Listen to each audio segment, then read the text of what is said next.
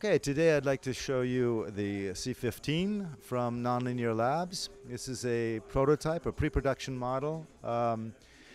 And the concept behind this instrument is really for the performing musician. This is not for studio use, connecting to different sequencers or DAWs, because there's no MIDI, there's no CV in, there are no sequences that are built into it. There are no LFOs. It's really for the performing musician, and everything's optimized for that, in that there's two full-length ribbons here, 4 pedal inputs, the top quality Fatar long key bed, and the user interface here, the hardware interface.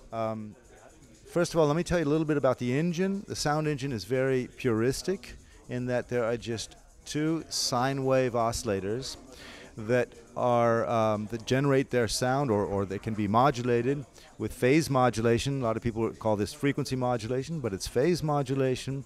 So the self-modulation for each oscillator, or cross-modulation. Here are the envelopes, the oscillators, and then we can take the signal and put it into, for example, a state variable filter, because, for example, with a lot of FM, we have a lot of frequency content, and we can reduce some of that, and so get kind of subtractive synthesis. We also have different effects here: the cabinet, the gap filter, flanger, echo, reverb, and so on.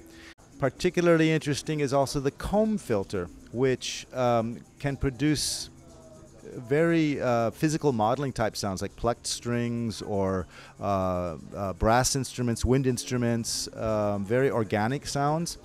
And then we have the feedback mixer here, which is really kind of sort of the heart of the engine in many ways, or one of the main features of it, in that I can take, for example, the signal from the comb filter, the state variable filter, the effects, the reverb, and the whole level, and feed it back into one or both of the oscillators.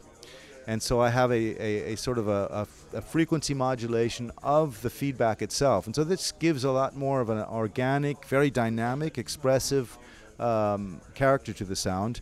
So with all the input that the musician has at his fingertips and his toes, you can really create some very, very organic and expressive sound. So it's made for the performing musician.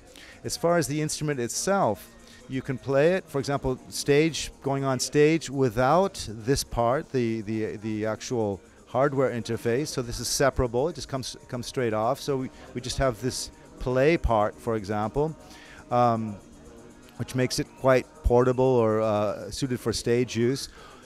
I can also control any of these elements with a GUI interface here. Now this is just simply a tablet computer here, or a tablet combination computer, but any smartphone or tablet or any Wi-Fi enabled device with a browser can operate with the C15, because the C15 has a Wi-Fi chip that produces a network, that creates a network you log on to. And with this network, this is sort of like Google Maps, I can zoom in, and as you can see, as I zoom in, the different parameters become more visible, just like you would in a city. You'd see the small streets become more and more visible in the features of those streets. And here, so I'm on the mix of the shaper. I can move this up and down. You can see at the same time here on the display that that's changing, right? I can also edit this. The same thing with the ribbon controller here. So I can move the ribbon controller just as I can move the knob here, or in the GUI interface, which can be anywhere. Obviously, it's Wi-Fi, so I can be anywhere in the network.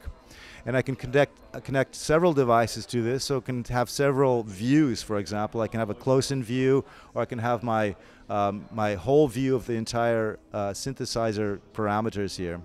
So that's kind of the whole thing in a nutshell. There's a lot more to it that I haven't really gone into. Oh, there's one thing I'd also like to mention is the pitch bend here. This is not mechanically anchored, but it's magnetically anchored. So it's much more sensitive than most mechanical pitch bends, and then you can create a very sensitive vibrato here, very sort of like a string instrument. How you could really vary this without any sort of physical ballast kind of resisting you.